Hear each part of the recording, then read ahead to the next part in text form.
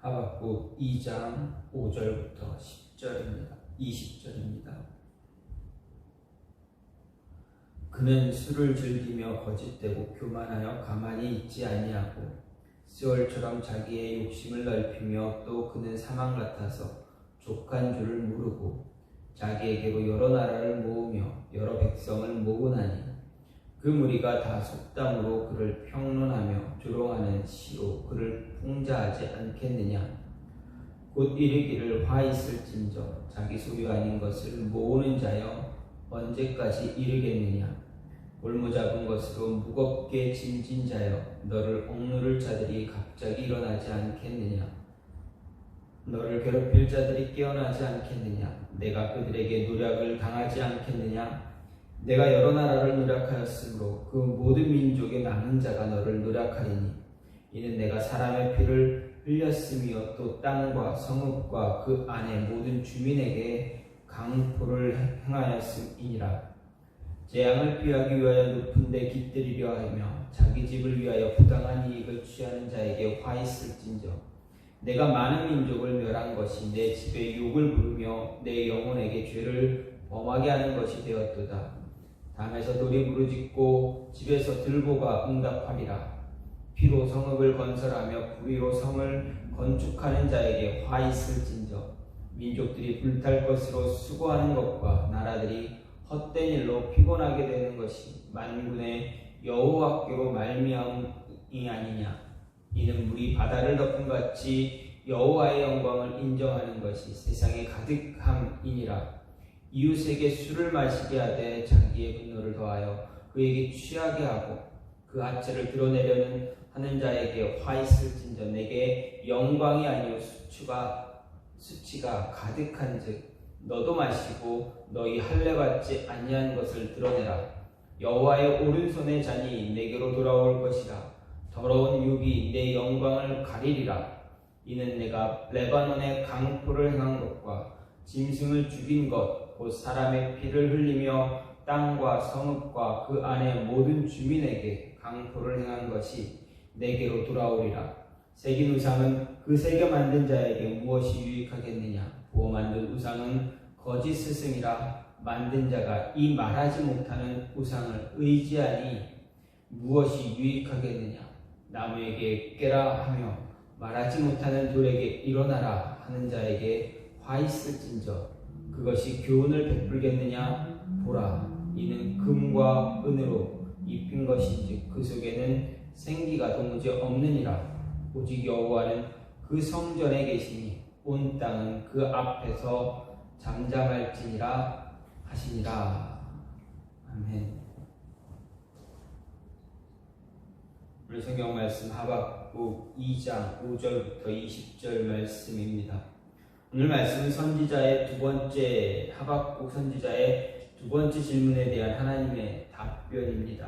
여기서 하나님의 답변은 선지자를 향해서 하신 말씀을 묵시로 기록할 것, 그리고 종말에 그 묵시가 성취될 것을 강조한 사실에 이어서 이제 타락한 이스라엘을 심판할 심판의 도구로 세워진 악한 바벨론을 향한 5가지 그 죄를 지적한 것과 동시에 그 죄에 대한 죄로 인해서 심판받게 될 것이다 라는 선언이 기록되어져 있습니다.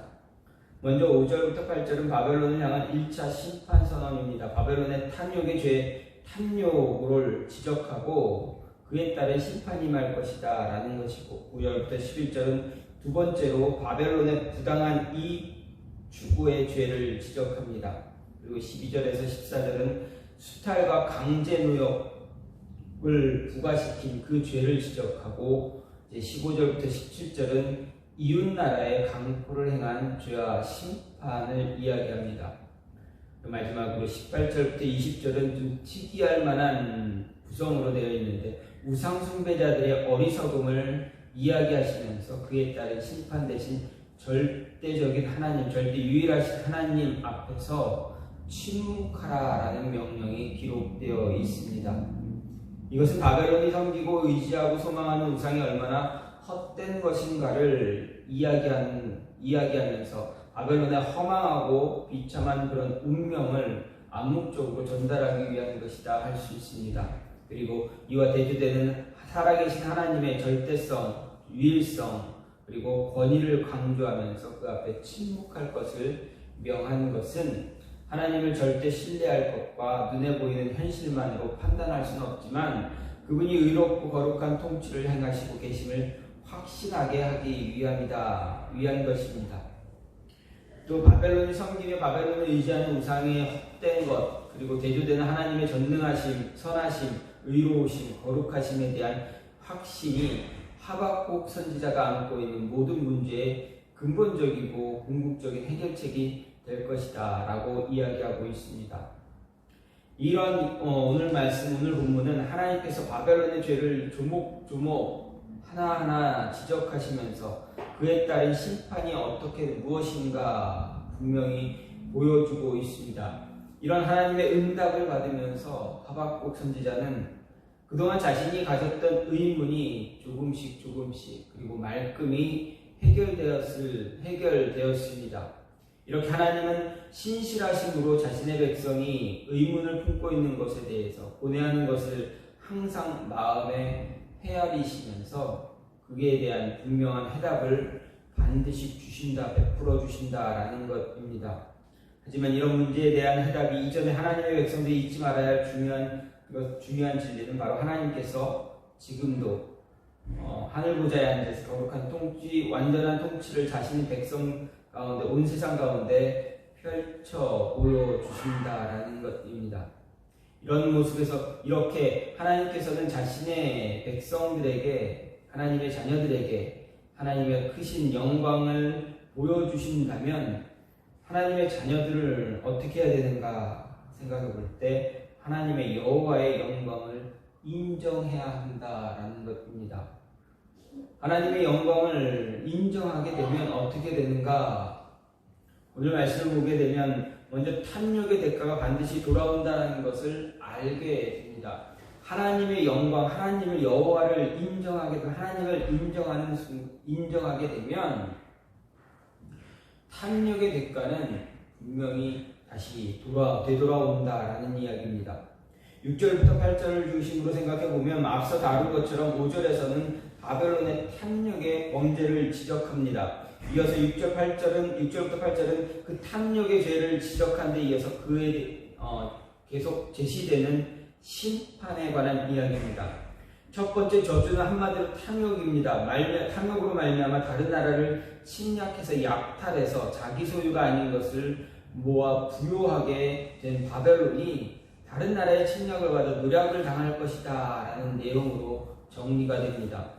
이런 바벨론을 향해서 하나님의 저주의 선포는 10계명 가운데 마지막 10번째 계명과 관련되어 있음을 알 수가 있습니다. 하나님이 이 10번째 계명으로 내 이웃의 집을 탐내지 말라, 내 이웃의 아내나 그의 남종이나 그의 여종이나 그의 소나 그의 낙이나 무릇 내 이웃의 소유를 탐내지 말라라고 분명하게 말씀하셨습니다. 바벨론이 다른 나라를 침략한 것은 그들의 이기적인 탐욕 때문이었습니다. 하나님은 그들에게 메소포타미아라는 넓고 비옥한 그 땅을 주셨습니다. 그들은 그렇게 넓고 비옥한 땅에서 다른 나라에게 풍요로운 삶을 살 수 있었지만 어떻게 합니까? 그들은 자신들이 차지하는 땅으로 만족하지 못합니다. 그래서 그들은 자기들의 소유 외에 다른 나라의 소유를 탐했고, 그들은 다른 나라보다 더 부강했지만 그들보다 약한 나라를 침략해서 정복해서 자기들의 것으로 삼고 자기들의 배를 더 불리려고 했습니다. 그들의 탐욕이 얼마나 컸던지 그들의 정복전쟁은 그칠 줄을 몰랐고, 하나님은 그들을 이렇게 표현하셨습니다. 스올처럼 자기의 욕심을 넓히며 또 그는 사람 같아서 족한 줄을 모르는 자들이다 라고 바벨론을 향해서 하나님이 이렇게 표현하셨습니다. 그래서 하나님은 이런 탐욕으로 말미암아 자기 소유가 아닌 것을 모으는 자들을 향해서 무엇라 말씀하십니까? 바로 6절 말씀을 보면 하나님은 그들의 그런 행위가 언제까지 이르겠느냐 묻습니다. 이는 그들이 탐욕을 따라 자기 소유 아닌 것을 모으는 일이 분명 한계가 있다. 어느 끝의 지점이 나타날 것이다 라는 것을 이야기하고 있습니다. 그리고 이어지는 7절과 8절에서는 장차 그들을 멸망시킬 자들이 들고 일어날 것이다. 그들을 노략할 것이다 말하고 있습니다. 즉 그들이 이웃나라의 것을 자기 소유로 만든 것처럼 그들을 멸망시킬 자들, 노략할 자들이 바벨론의 소유를 자기들의 소유로 만들고 말 것이다 라는 이야기입니다. 하나님의 보응의 원리는 바로 무엇을 심든지 심은 대로 거두게 하는 것입니다. 곧 행한 대로 갚으시는 것입니다. 하나님 바벨론이 다른 나라를 침공해서 약탈한 대로 그 모습 그대로 그들도 다른 나라에게 노략당하게 하실 것이었습니다. 그들은 한동안 다른 나라를 약탈하면 아무도 자기들을 막을 수 없을 것이라 생각했지만 하나님은 이미 그들의 끝을 정해두고 계셨습니다. 결국 70년 동안 다른 나라를 노력한 그런 모습으로 재물을 모았지만 끝내 바벨론은 어떻게 됩니까? 자신들이 모은 것을 제대로 누려보기도 전에 노략당하는 처지가 되고 말았습니다. 그들은 메데 바사야군의 공격을 받아서 자신들의 모든 소유를 다 빼앗기고 말았습니다. 탐욕을 쫓아 자기 것이 아닌 것을 모은 바벨론이 그들의 모든 소유를 빼앗긴 것을 바벨론이 빼앗긴 것처럼 누구든 자신의 소유가 아닌 것을 탐하고 모으는 자는 반드시 자기의 소유를 빼앗기게 된다라는 것입니다. 힘이 강하다고 해서 자기가 가진 것을 만족하지 못하고 더 많은 것을 가지기 위해서 힘을 사용하고 불합리하게 자신의 배를 돌리기 위해서 바쁘게 되면 분명 그에 따른 대가가 따르게 된다라는 것입니다. 그래서 언제나 하나님의 말씀대로 말씀이 금하는 것을 행하는 어리석은 자가 되지 말아야 할 것입니다. 분명하게 하나님께서는 오늘 말씀 중에서 하나님의 영광을 인정하게 되면 그 탐욕의 대가가 얼마나 큰가에 대해서 깨닫게 된다라는 것입니다. 다른 사람의 것을 탐내는 어리석은 모습을 버리고 자신에게 허락된 것에 감사하고 허락된 것을 누릴 수 있는 그러한 자가 되어져야 할 것입니다. 적든 많든 그것이 자신에게 주어진 기업임을 기억하고 만족할 수 있는 자, 그런 모습을 가져야 합니다. 두 번째로 결과에 치중하지 않고 과정에 집중해야 한다라는 것입니다. 하나님의 영광을 인정할 때 결과를 바라보는 것이 아니라 과정을 바라보게 된다는 이야기입니다. 12절부터 14절 말씀은 바벨론을 향한 세 번째 심판의 선포입니다. 여기서 바벨론이 피로 성읍을 건설하며 불의로 성을 건축한 것을 심판의 근거로 제시합니다. 말씀의 중심 소재로 제시되는 바벨론 성, 이 바벨론 성은 성경에서 큰 성이다라고 묘사합니다. 이 바벨론 성이 얼마나 컸는가 보게 되면 바벨론 성은 고대 성들 중에서 그 규모가 가장 방대한 성이었습니다. 역사가 헤로도토스에 따르면 그 성은 둘레가 약 30km에 달했고 높이가 14m 그리고 두께는 맨 밑부분이 9m에 달했다라고 기록하고 있습니다. 고대의 성 규모를 생각한다면 그 정도의 성이라면 정말 무너지지 않는 그야말로 불가사의한 그런 성이다라고 해도 틀린 말은 아닙니다.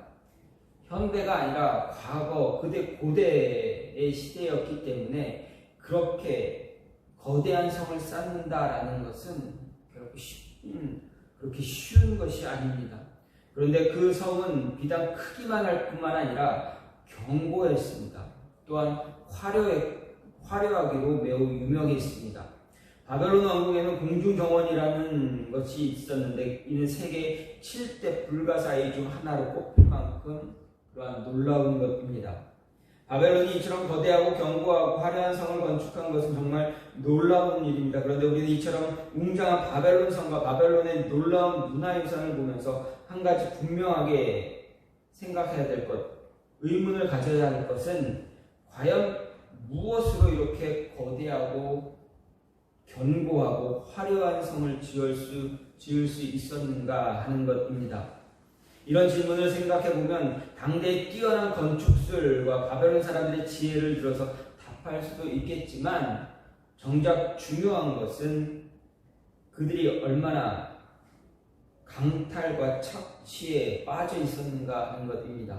즉 그 성을 만들기 위해서, 건축물을 세우기 위해서 얼마나 많은 노동력이 거기에 들어갔는가 하는 것입니다.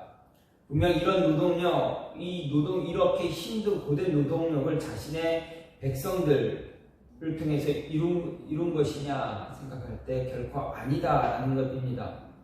어느 나라도 자신의 백성들을 통해서 이렇게 거대한 성을 짓는데 노동력을 이끌어갈, 그 노동력을 착취할 나라는 없습니다.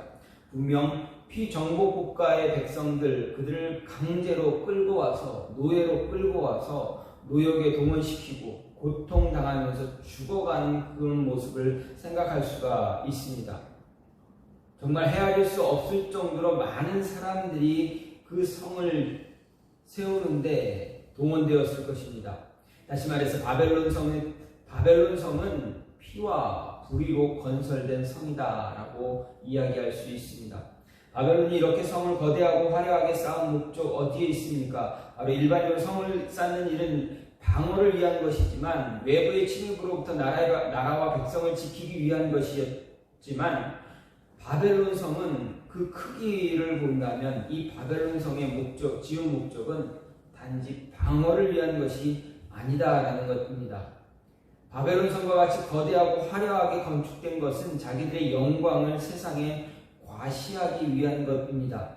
이런 고대신 바벨론 제국의 영광을 주도적으로 구현한 느부갓네살은 바벨론 성을 바라보면서 무엇라 이야기합니까? 자신의 위엄과 영광을 나타낸 것이다 라고 이야기하면서 자신의 안위와 허영심을 위해서 정말 말로 할 수 없는 엄청난 사람들의 피와 땀, 생명까지도 아무렇지도 않게 희생시키면서도 그에 대해서 조금도 반성이 없는 그런 모습이 있었기에 하나님으로부터 심판 또한 받지 않았습니까?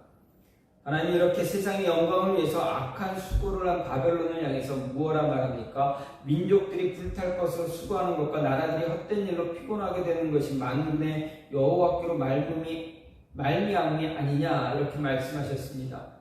즉 세상 영광을 위한 바벨론의 수고는 불에 탈 것이고 헛된 것이다 라는 것으로 귀결되는 것입니다. 우리 이 말씀을 통해서 두 가지 입장을 생각합니다. 하나는 성을 건축하고 결과물에만 집착하는 바벨론의 입장이고, 또 다른 하나는 그 과정을 지켜보는 하나님의 입장입니다. 어리석게도 바벨론의 왕들은 자기들의 안위와 자기들의 영광만을 생각하고 자기들을 위해서 세워진 높고 영화로운 그러한 성만 바라보며 그것을 위해서 자기와 동일한 피와 살과 눈을 가진 사람들, 하나님의 형상으로 지음받은 이들의 생명과 자유를 박탈하고 그들의 처절한 신음과 고통스러운 탄식에 대해서는 아랑곳하지 않았습니다. 하지만 하나님은 그들의 안위와 탐욕을 위한 성이 건축되는 동안 흘린 무수한 사회적인 약자들, 회전국의 백성들의 피 한 방울, 땀 한 방울까지도 다 지켜보시면서 그들의 한숨과 탄식까지도 다 기억하고 계신 것입니다. 그래서 눈에 보이는 높고 견고하고 영화로운 성 안에서 안위를 확신하며 허영에 사로잡혀 있는 바벨론을 하나님께서는 심판하신 것입니다.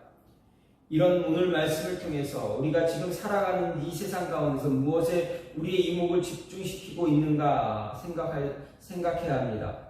지금도 사람들 가운데 과거 바벨론 왕과 마찬가지로 자기의 안위와 영예를 위해서 타인을 도구로 희생시키는 사람들이 많이 있습니다. 그리고 그런 사람들 가운데 많은 이들이 적극적으로 그런 악한 일을 하지 않는다 하더라도 악인들의 그런 방식으로 성공하고 출세하며 탄탄대로를 달리는 결과를 보며 부러워하기도 합니다.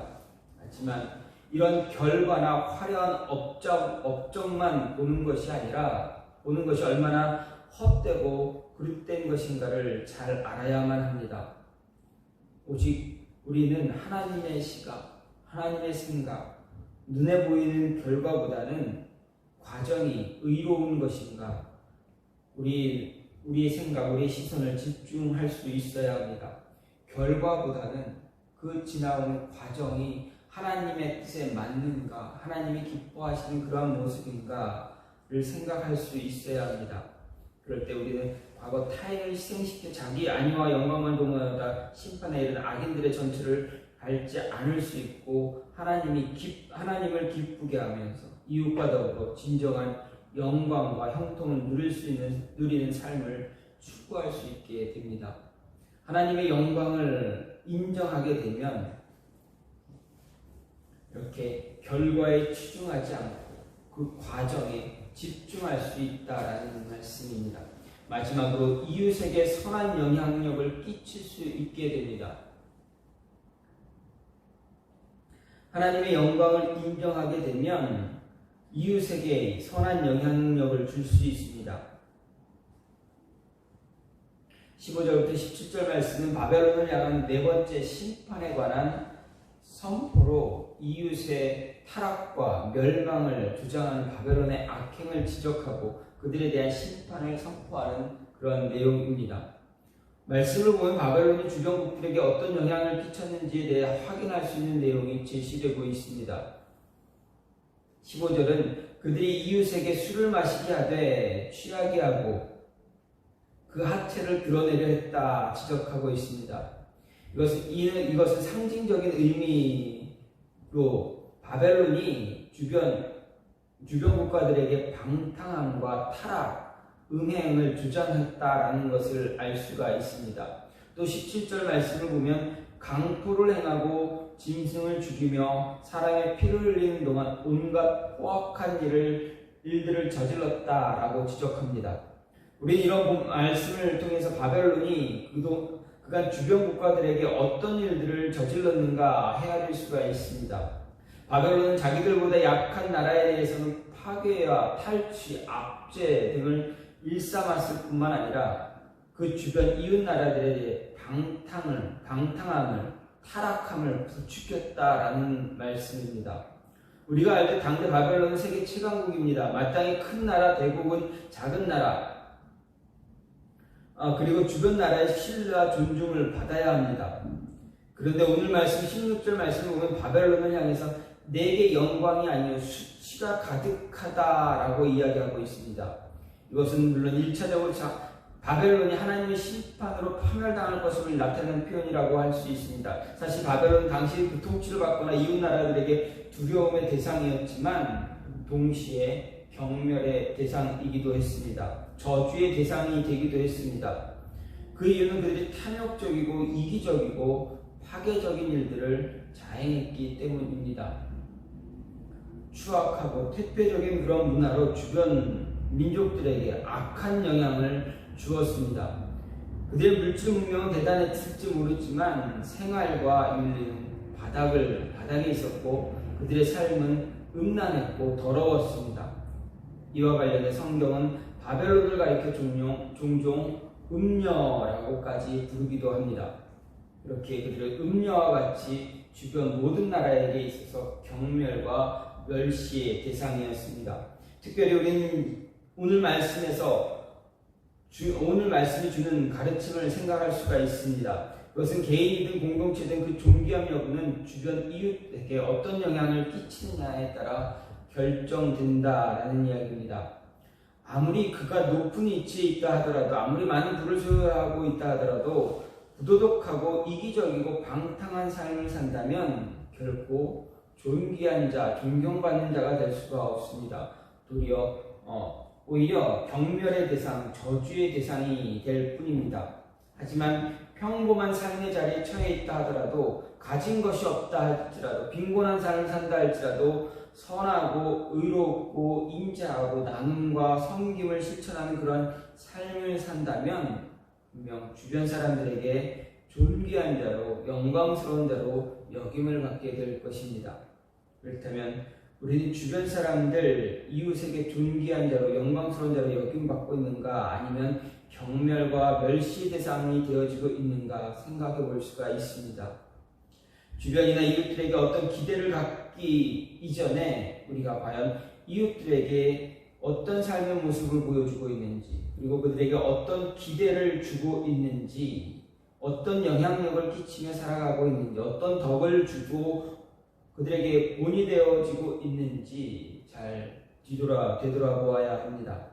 그리스도인으로서 세상 사람들 앞에서 멸시와 조소를 받는 것이 아니라 그들 앞에서 선하고 의로운 삶을 통해서 선한 영향력을 끼칠 수 있는 그러한 모습이 우리에게 필요하다라는 것입니다. 이러한 모습으로 우리가 살아가기 위해서는 먼저 하나님의 영광을 인정할 수 있어야 한다라는 것입니다. 하나님의 영광을 인정할 때 우리는 그리스도인으로서 하나님의 자녀로서 하나님의 자녀답게 선한 삶, 의로운 삶을 살아감으로 인해서 주변에 선한 영향력을 끼칠 수 있다라는 것입니다. 변화된 삶을 살아감으로 인해서 변화된 삶을 주변에 변화된 모습을 변화되는 그런 영향력을 줄 수 있다라는 것입니다. 오늘 하박국 선지자는 하나님으로부터 받은 하나님의 말씀 응답을 통해서 하나님의 여호와의 영광을 인정할 때 어떠한 삶을 살 수 있는가, 어떤 삶을 살게 되는가를 우리에게 이야기해 주고 있습니다. 하나님의 영광을 인정하게 되면 그리스도인답게 하나님의 자녀답게 탐욕의 대가, 우리가 내 것이 아닌 것을 욕심부리고 탐욕하는 그 대가가 반드시 돌아온다라는 것을 알게 됩니다. 왜냐하면 하나님께서는 그것을 원치 않으시기 때문입니다. 또한 하나님의 영광을 인정하게 되면 결과를 바라보는 것이 아니라 결과에만 시선을 집중시키는 것이 아니라 그 과정을 바라본다라는 것입니다. 과정을 생각할 수 있게 됩니다. 그리고 하나님의 영광을 인정하게 되면 주변에 이웃에게 선한 영향력을 끼치는 자가 되게 됩니다. 이 모습이 저와 여러분 안에 있어서 욕심, 탐욕 부리지 말고 주변에 선한 영향력을 주면서 결과에 치중하지 않고 과정에 더 집중할 수 있는 그런 모습이 있기를 간절히 소망합니다. 저와 여러분의 삶에서 이런 모습이 나타나기를 간절히 소망합니다.